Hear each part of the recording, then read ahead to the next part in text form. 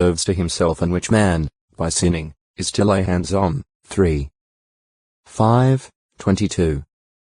Hence it does not mean omniscience, which fallen man does not possess. Nor is it moral discrimination, for unfallen man already had it and God could not refuse it to a rational being. It is the power of deciding for himself what is good and what is evil and of acting accordingly, a claim to complete moral independence by which man refuses to recognize his status as a created being. The first sin was an attack on God's sovereignty, a sin of pride. God's servants charged with selfishness. A further expression of the issue is found in Satan's statement to God about his faithful servant Job. Satan said, "Is it for nothing that Job has feared God? Have not you yourself put up a hedge about him and about his house and about everything that he is all around? The work of his hands you have blessed, and his livestock itself has spread abroad in the earth. But, for a change, thrust out your hand, please, and touch everything he is and see whether he will not curse you to your very face." Again, he charged, "Skin in behalf of skin, and everything that a man has he will give in behalf of his soul." Job 1. 9-11.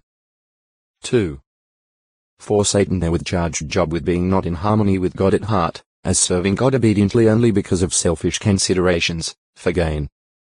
Satan thereby slandered God as to his sovereignty, and God's servants as to integrity to that sovereignty.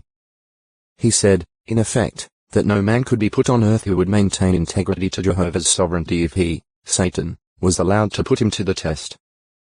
Jehovah permitted the issue to be joined. Not, however, because he was unsure of the righteousness of his own sovereignty. He needed nothing proved to himself. It was out of love for his intelligent creatures that he allowed time for the testing out of the matter. He permitted men to undergo a test by Satan, before all the universe.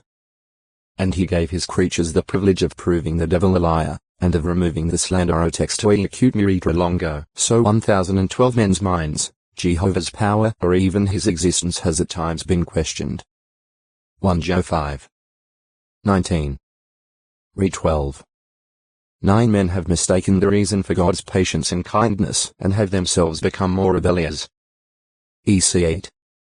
11. 2 P 3. 9. Because of this, it has taken faith, along with suffering, to serve God with integrity. Heb 11. 6, 35-38. Nevertheless, Jehovah purposes to make his sovereignty and his name known to all. In Egypt he said to Pharaoh, "In fact, for this cause I have kept you in existence, for the sake of showing you my power and in order to have my name declared in all the earth." X 9.